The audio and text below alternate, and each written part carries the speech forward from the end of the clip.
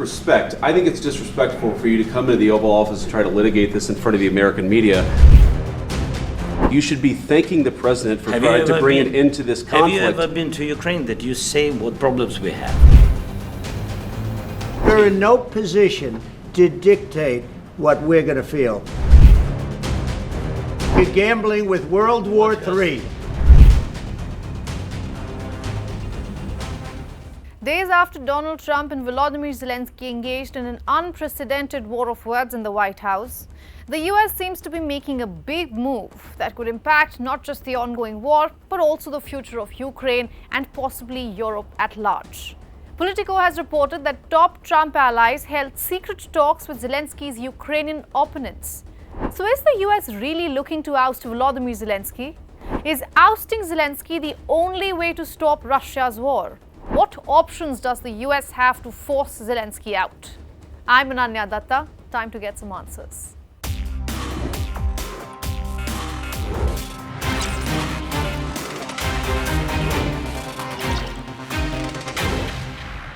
Four senior members of Donald Trump's entourage recently held secret discussions with some top political opponents to Volodymyr Zelensky. Trump's aides reportedly held talks with Ukrainian opposition leader Yulia Tymoshenko, a remorselessly ambitious former prime minister and senior member of the party of Petro Poroshenko, Zelensky's immediate predecessor. The discussions largely focused on whether Ukraine could hold quick presidential elections. Remember, under Ukraine's constitution, it is not legal to hold national elections during a period of martial law. Article 83 of Ukraine's constitution states that if the term of the parliament expires while the country is under martial law, it shall automatically be extended until a new government is seated following the end of martial law. Meanwhile, Article 19 of Ukraine's martial law legislation specifically forbids conducting national elections.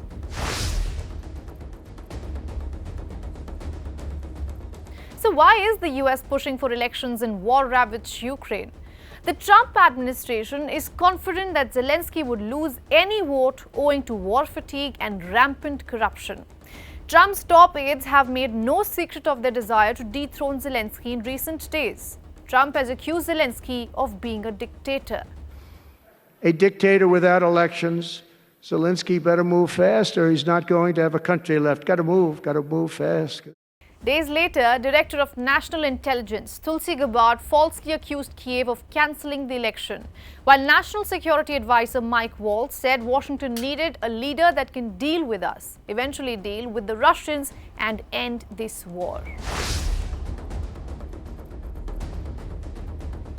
While the US has accused Zelensky of being a hurdle in the path to peace, polls show that Zelensky is still comfortably ahead in the race for the presidency.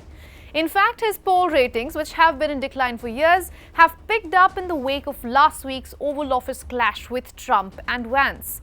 Zelensky, on his part, has clarified that elections will be held once the war is over and martial law is lifted.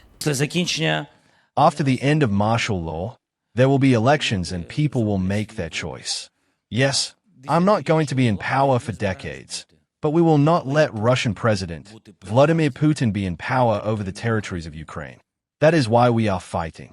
And the words will pass. And maybe, they will say something good someday.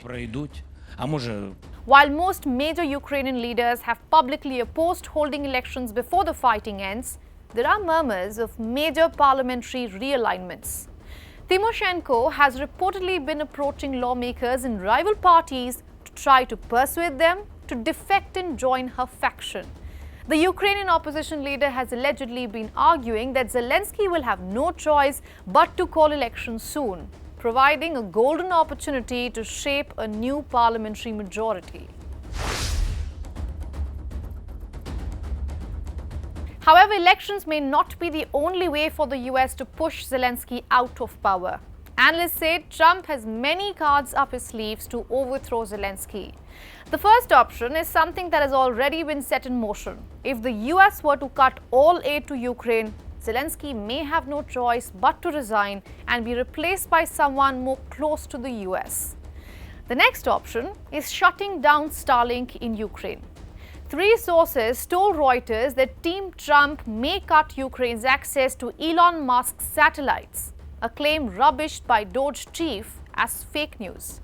Trump may also pressure European allies to shove out Zelensky. Remember, Europe still remains dependent on the US in several factors, including defense.